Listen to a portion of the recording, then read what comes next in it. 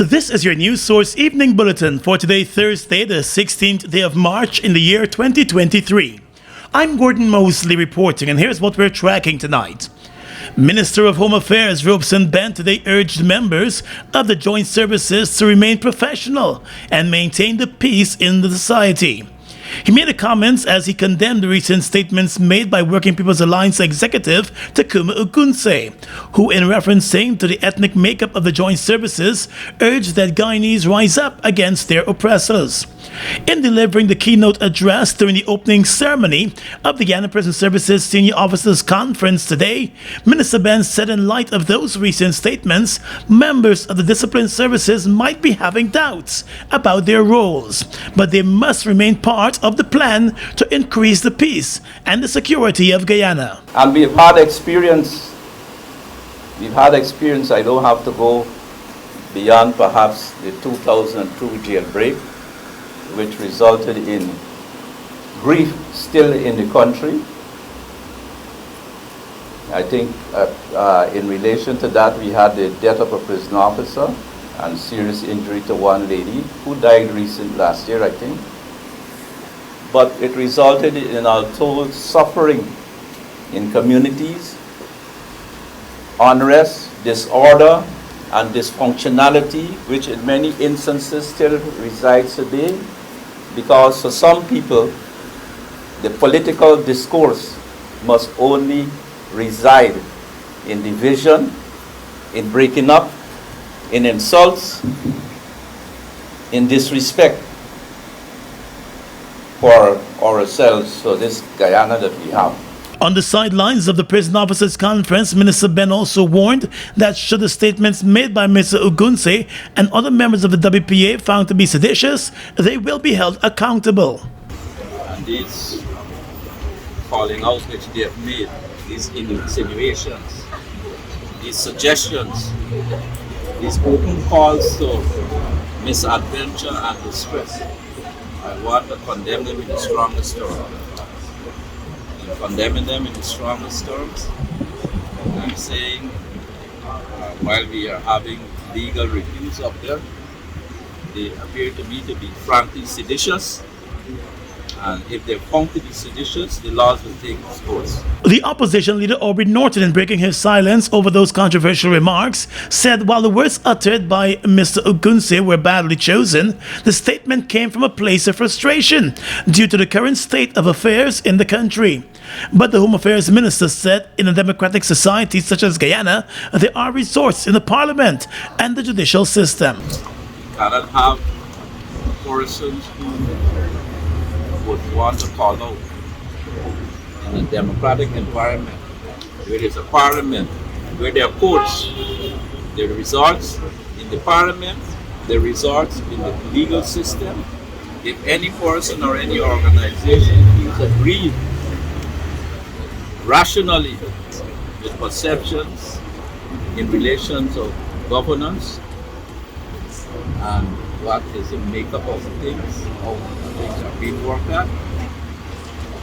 There is representation in the parliament, and there is also the courts, the legal system.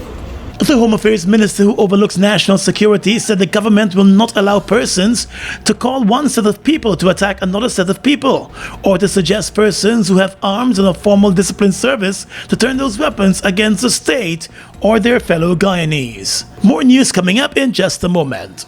It's been a long time coming. Overdue, some might say. But now that it's here, it will change life forever. And it is here to stay. The future is now, transforming Guyana into the 21st century. Introducing GTT Fiber. Experience internet connectivity like never before. Speeds you deserve at prices you can afford from a name you can trust. Sign up today. GTT Fiber is here. GTT. Together, we rise faster. At Giftland Office Max, we're all about customer satisfaction. Whether it's clothing and shoes for the ladies, gents, and kids, or for the latest electronics or hardware appliance, we're always thinking of satisfying you, our dear customers. Now you can shop online at www.giftlandofficemax.com or visit us at the Giftland Mall, where we're happy to serve each and every one of you.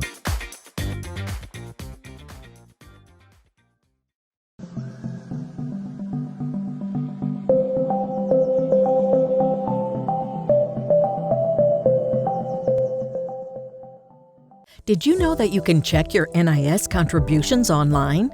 Simply visit our website at www.nis.org.gy. Click on the Create New Account button and enter the required information. An automatic email notification will be sent to acknowledge your application. Once your information is authenticated, you will receive an email within 48 hours with instructions on how to access the site. Once logged in, you can click on the My Contributions tab on the left side of the screen to view your contributions. For further information, you can call our Records Department on 225-2798 or visit your nearest NIS office. Bust the flavors. We're full of flavors. Bust the flavors that me crave for. We're full of flavors. Tell your neighbors about the bust the flavors. Grab a bust the flavors. Yeah, thirst buster. Grab a buster. Bust the flavor, taste the savor. Bust the flavors. Bust the flavors.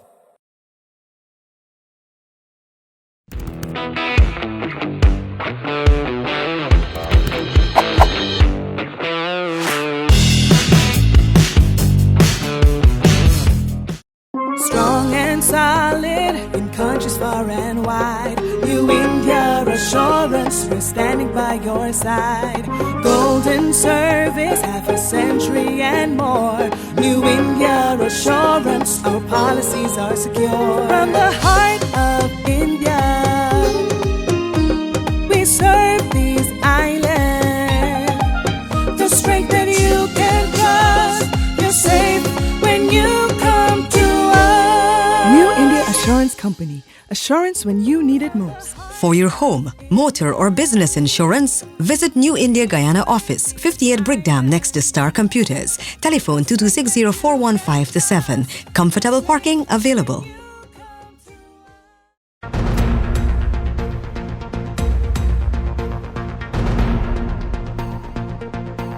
Welcome back.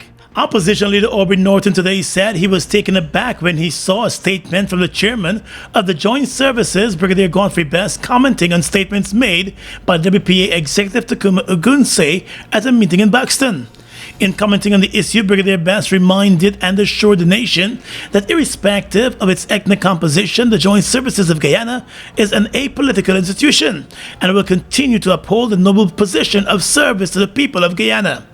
Norton believes that Brigadier Best's statements were inconsistent with historical GDF positions on political matters. I didn't believe it was the place of the head of the army to comment on the issue. And the fact that I sense he was forced to comment is indicative of the operation of the government. I will judge the army based on its historical performance. The army has not had a history of being involved in the politics of the society. According to the opposition leader, he expected the army to take a professional approach to the matter and said the force must remain independent and free from political interference. It is my sincere hope that external forces, including the political parties, including the president, they do not influence the direction of the Guyana Defense Force. The Guyana Defense Force needs to continue to be a professional outfit, but we must not fool ourselves. The average man in the Guyana Defense Force feel the pinch they cost to live in.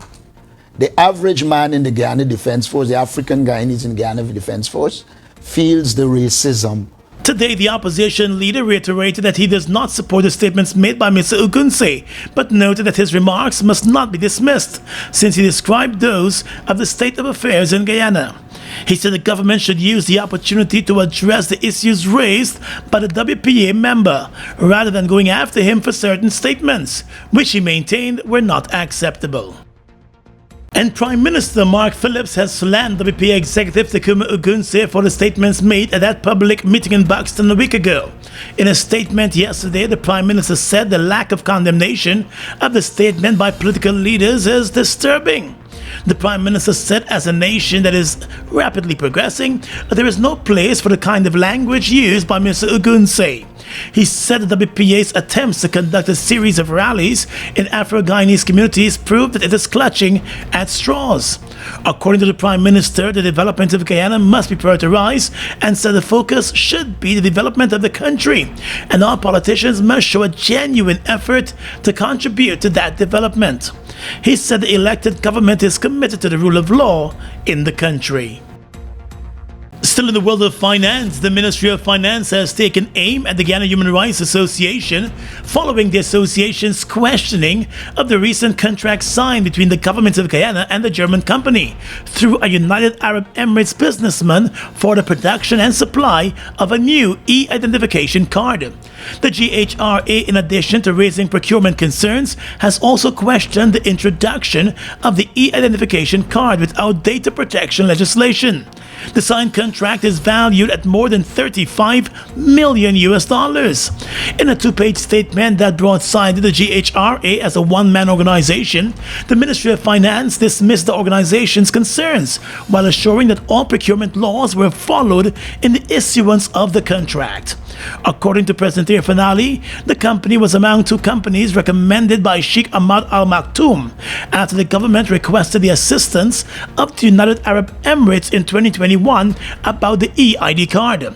The president said their identification system solutions were evaluated by a technical team comprising members of the National Data Management Authority and the Office of the National ICT Advisor. The Finance Ministry has nonetheless maintained that there was nothing abnormal about the procurement process employed. It said that Veridos is a highly regarded supplier of integrated identity solutions, and its shareholding comprises two major entities operating in the secure printing industry worldwide. Reeling into the human rights body, the Finance Ministry said it is apt to know that the GHRA has suddenly found its voice, claiming that the association was quiet in the aftermath of the 2020 elections and also on the closure of the sugar estates under the previous government. In a clear attack on the organization, the Ministry of Finance said the human rights body is a sham organization ran by a single individual who it says is highly partisan. It nonetheless maintained that the contract with the German company was lawfully executed with an internationally reputable group. The Ministry of Finance also said the project will transform citizen experience in the country with the introduction of the Integrated Electronic National Identification Card.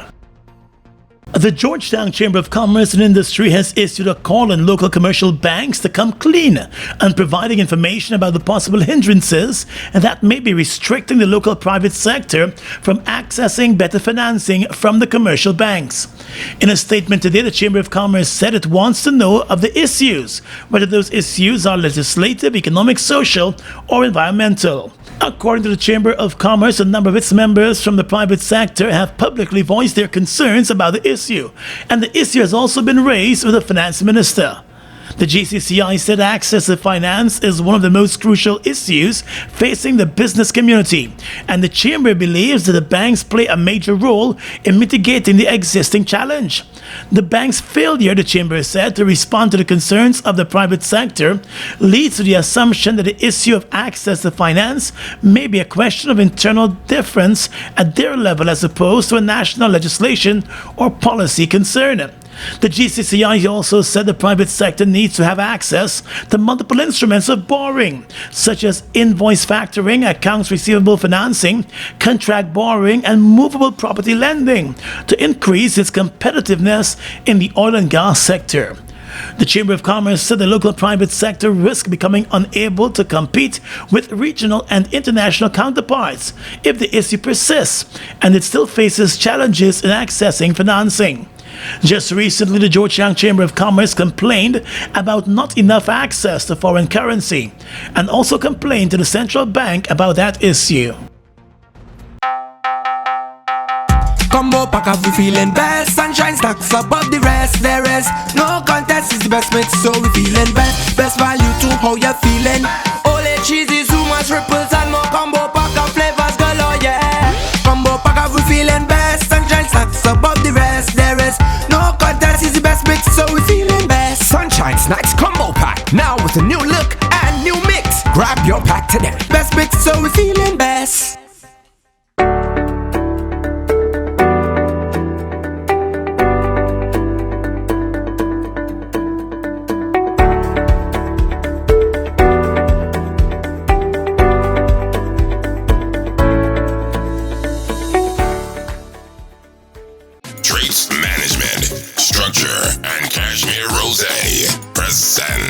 Sundress Soiree, Champagne and Cocktail Event, Saturday, April 8th at Everest Cricket Ground. Contribution $8,000. This is a day into night event. Doors open from 3 p.m. to 1 a.m.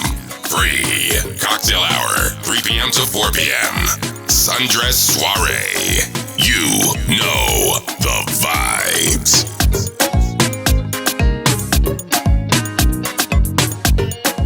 17 prison officers were dismissed last year, according to the acting director of prisons, Nicholas Elliott. He made that disclosure today during his address at the Guyana Prison Services Senior Officers Conference. Speaking in the presence of the Home Affairs Minister and the acting Commissioner of Police, Mr. Elliott explained that the officers were sacked for non-adherence to the prison services rules. He said to compound the situation, 31 additional officers either retired, resigned, or passed away. There were 17 ranks who were dismissed from the organization for non-adherence to prison rules. 7 retired, 20 resigned for greater employment opportunities, while 3 would have died while serving the organization, and 1 was relieved from duty on medical grounds. The Director of Prisons said presently the prison service has a complement of 510 officers, representing a shortage of some 91 officers. At the end of last year, the ratio of custodial officers to inmates stood at 1 to 13, with the prison having a population of more than 2,100 inmates. Providing a security and operational outlook, the acting prison director told the officials present that security around and within the prison was generally satisfactory. During the period, the general security of the prison location would be considered to be satisfactory. However, a total of 5 escapes would have occurred at various locations. Importantly, all of these persons were recaptured and are back in our custody. These escapes were mainly due to inadequate physical infrastructure, along with the policy infractions made by staff who would have led those breaches of security. The acting prison director said the prison service faced a number of other challenges, including severe overcrowding, shortage of staff, limited physical infrastructure for both staff and inmates, and instances of inmate-to-inmate violence. But with a budget of $5.5 billion, he said the prison directorate took steps to support the service's strategic development goals, which include modernizing and securing the prison's infrastructure. The Mazrini Prison Phase 1 was completed and will house 220 prisoners. The Phase 2 of Mazrini construction is ongoing and will be completed by the end of the year and will house 150 inmates. At Lusignan Prison, 3 buildings were completed and will house over 900 prisoners, and another 3 structures will be completed within a few months. A new facility will be constructed for the female prison at Lusignan, which will see about 80 inmates being occupied there. In 2022, the prison service also constructed an access walkway at the Mazrini prison, as well as a prison headquarters and command center. A security fence was also built at the Lusignan jail, and motion sensor devices have been installed. Minister of Home Affairs Robeson Ben today said, contrary to reports in another section of the media, the new headquarters of the Guyana Fire Service, which was constructed by Mohammed's enterprise, has not been officially handed over to the government. In fact, the Home Affairs Minister said the construction of the state-of-the-art facility at Homestretch Avenue is 95% complete and is actually behind on schedule. Based on the contractual agreement, the project should have been completed since February. Speaking to reporters on the sidelines of the Guyana Prison Services Officers Conference, Minister Ben explained that the building cannot be officially handed over to the government in the absence of a practical completion certificate. Handing over any significant government project because the government agency is always one which requires documentation of something called a practical completion certificate, the identification of any defects or defects liability period, and then on the advice on the fixing of defects and on the signing of the completion certificate and the completion payment is made. In a statement last evening, the Home Affairs Ministry said while the keys to the building were handed over to officials of the ministry earlier this week, it was done to facilitate inspections. The ministry said a list of defects was sent to the contractor's representative, which has to be addressed within the defect and liability period. He and the engineers will walk through the building now that they have it, and any defects which they will resolve one way or the other will be identified and then. The new fire service headquarters was built with a capacity to accommodate 8 fire tenders, 6 emergency medical service ambulances, and more than 70 firefighters. It also has male and female barracks, a kitchen, a laundry area, officers' living quarters, a gym, a day room, offices, and living quarters, as well as EMT rooms. In the courts, 27-year-old Linden businessman and contractor Fawaz McRae was remanded to jail yesterday for the attempted murder of Police Sergeant German Semple. The two men are cousins. Semple was shot to the head at close range on Sunday night at a hangout spot in Amelia's Ward, Linden, during a row. He remains in a critical condition at the Linden Hospital and is on life support. In court on Wednesday, Fawaz McRae was not required to enter a plea to the attempted murder charge. He appeared before Magistrate Wanda Fortune. The magistrate remanded him to jail until his next hearing in 2 weeks. A police report of the Sunday night shooting incident indicated that the police sergeant Semple and his brother were involved in a row that turned into a fight. It is alleged that a cousin became involved and whipped out his firearm and fired 2 shots. One of those shots struck the policeman to the back of his head. The Guyana Police Force has indicated that a 27-year-old contractor was issued with a firearm license 2 years ago.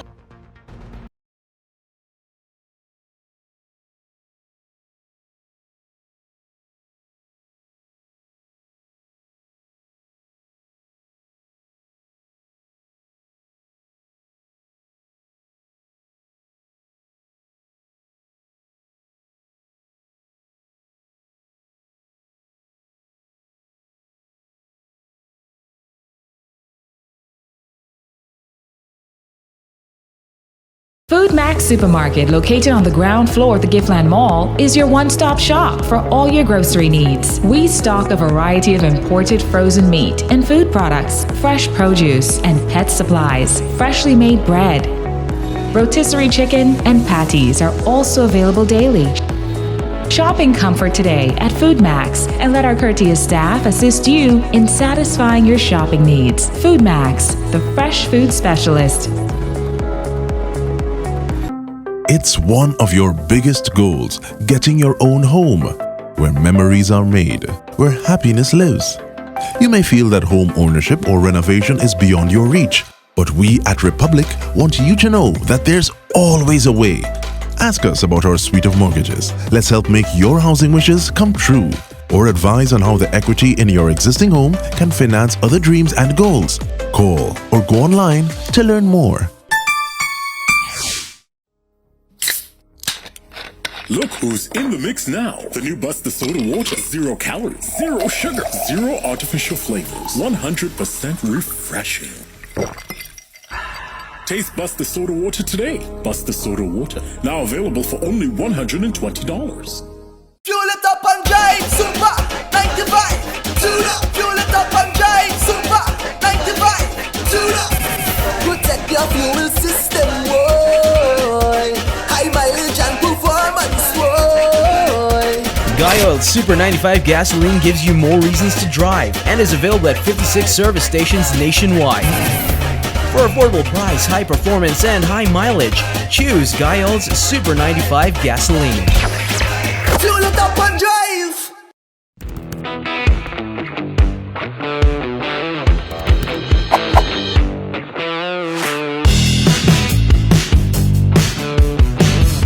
Across the region tonight, the former Youth, Sports and Culture Minister in the Bahamas, Lanisha Rowe, was slapped with a slew of charges related to bribery and a government contract scheme during her time as minister for deals valued at over $700,000. The former minister was charged with 1 count of bribery and 14 counts of conspiracy to commit fraud by false pretense. Prosecutors say the former minister doled out more than a dozen public works contracts without proper vetting.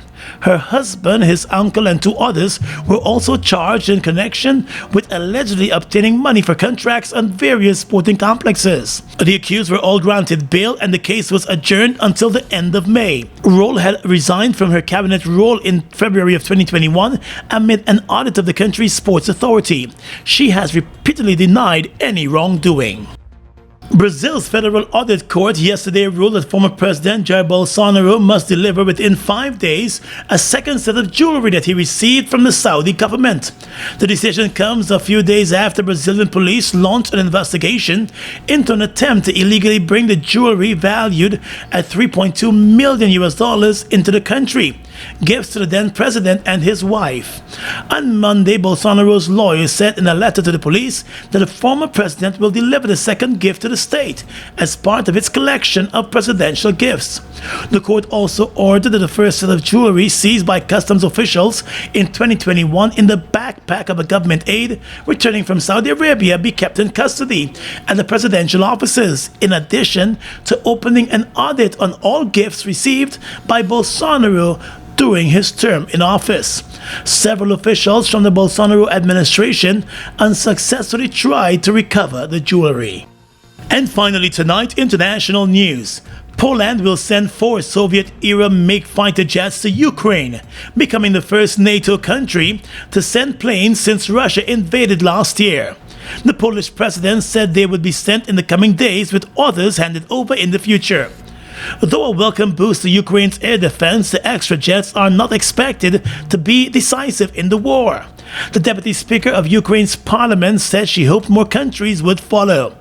Other NATO countries are considering sending the Soviet-era planes, which Ukrainian pilots are trained to fly. Ukraine has previously asked Western countries for modern fighter jets, such as the F-16. And that's your News Source Evening Bulletin for tonight. I'm Gordon Mosley, reporting and encouraging you to stay safe.